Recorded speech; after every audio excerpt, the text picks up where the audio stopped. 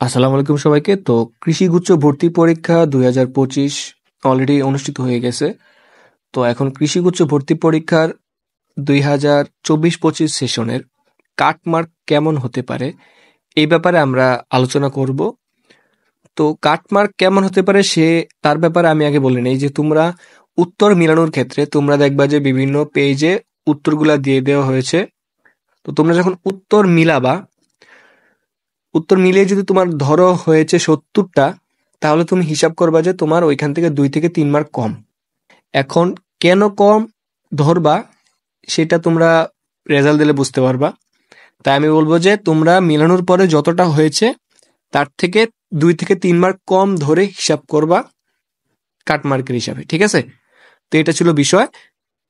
তো কাটমার্ক 24-25 সেশনে কাটমার্ক জানার আগে আমাদের আসলে প্রথমে জানতে হবে যে আগের বছরের বা বিগত বছরগুলোতে কাটমার্ক কেমন ছিল। তো আমরা এখানে যেটা দেখতে পাচ্ছি যে 2019-20 সেশনে মেধা তালিকায় 100 মার্কের মধ্যে সর্বনিম্ন যদি কেউ 50.25 পেয়ে থাকে তাহলে সে চান্স পেয়েছে, এবং অপেক্ষমান তালিকায় স্থানপ্রাপ্ত সর্বনিম্ন নাম্বার ছিল 39.75, মানে যেটা ওয়েটিং এ ছিল আর কি।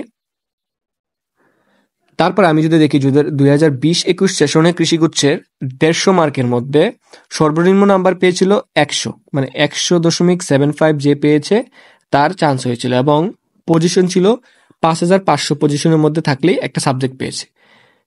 এটা ছিল 2020-21 সেশনের। এখন আমি যদি দেখি যে 2022-23 সেশনে কি অবস্থা ছিল। 2022-23 সেশনে 150 মার্কের মধ্যে যারা 91 পেয়েছে, 91.498, তারা গুচ্ছভর্তি পরীক্ষার মধ্যে চান্স পেয়েছিল, এবং যার মধ্যে 100 মার্কের মধ্যে 51.25 যে পেয়েছিল তারও চান্স হয়েছিল, এবং জিপিএ মার্ক ছিল 40.248 যে সর্বনিম্ন নাম্বার পেয়েছিল।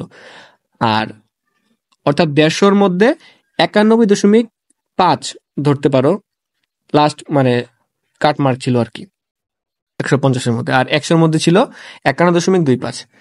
আর 2023-24 সেশন, মানে গত বছর যে কৃষিগুচ্ছ ভর্তি পরীক্ষা হয়েছে, সেখানে 150 মার্কের মধ্যে সর্বনিম্ন মেধা হয়েছে 110.9, মানে কাটমার্কটা অনেক বেড়ে গিয়েছিল, ঠিক আছে? এবং ভর্তি পরীক্ষার নাম্বার ছিল 70, মানে 100 থেকে যে 70 পেয়েছে সে চান্স পেয়েছে কৃষিগুচ্ছ পরীক্ষায়, এবং জিপিএ নাম্বারটি ছিল 50-এর মধ্যে 40.9, এবং অপেক্ষমান যে তালিকাটা ছিল সেটা হচ্ছিল 1019, মানে 1019 অপেক্ষমান তালিকা থেকে 2023-24 সেশনে সাবজেক্ট পেয়েছে। তো এইবারে আমি আসি প্রথম একটা বিষয়, সেটা হচ্ছে যে ভাইয়া 2024-25 সেশনের কোয়েশ্চেনটা কেমন হয়েছে। আমি যতটুকু দেখতে পারছি কোয়েশ্চেনটার মধ্যে শর্ট সিলেবাসের বাইরে থেকে মিনিমাম 20টা কোয়েশ্চেন দিয়ে দিয়েছে, যেটা যারা মেডিকেল প্রিপারেশন নিয়েছে তাদের জন্য হয়তো উপকার হতে পারে, বাট যারা শর্ট সিলেবাসের বাইরে পড়ো নাই তোমরা একটু ডিসঅ্যাডভান্টেজ পাবা এই ক্ষেত্রে। তো ওই হিসাব করলে, তাছাড়া কোয়েশ্চেন যেহেতু শর্ট সিলেবাসের বাইরে থেকে দিয়েছে, তাই আমি মনে করতে পারি যে এবারের কাটমার্কটা একটু কমতে পারে। তাহলে এবারের কাটমার্কটা কত হতে পারে? 2024-25 সেশনে কৃষিগুচ্ছ ভর্তি পরীক্ষার যে কাটমার্ক, 24-25 সেশনে কৃষিগুচ্ছ ভর্তি পরীক্ষার কাটমার্ক হতে পারে 55+।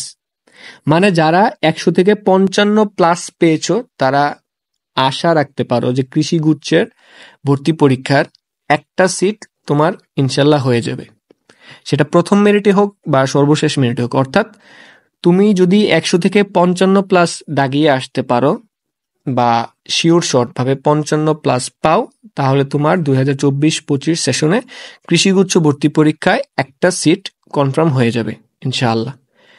তো প্রশ্ন যেহেতু একটু কঠিন হয়েছে বলতে শর্ট সিলেবাসের বাইরে থেকে যেহেতু মোটামুটি ভালোই কোয়েশ্চেন দিয়েছে, ওই ক্ষেত্রে আমি মনে করি যে কাটমার্কটা কমে যাবে, ঠিক আছে? তো আমি আশা করি তোমরা অবশ্যই ভালো করে পরীক্ষা দিয়েছো, এবং আমি বলতেছি যে মিলানোর ক্ষেত্রে অবশ্যই 2 থেকে 3 মার্ক কমিয়ে ধরবা। এটা কেন ধরবা সেটা পরবর্তীতে দেখবো।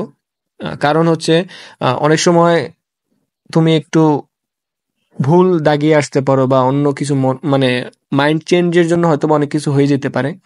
সেই ক্ষেত্রে তুমি সেফ থাকার জন্য 2 থেকে 3 মার্ক কমিয়ে ধরবা। ঠিক আছে, তাহলে এটাই হচ্ছে শেষ একটা কথা যে তোমাদের 24-25 সেশনে কৃষিগুচ্ছ ভর্তি পরীক্ষায় কাটমার্ক হতে পারে 55+, মানে 55-56 এই ধরনের এরকম কাটমার্ক থাকবে। ঠিক আছে, কিন্তু কাটমার্ক কখনোই 60-এর উপরে ভুলেও যাবে না, আশা করা যাচ্ছে।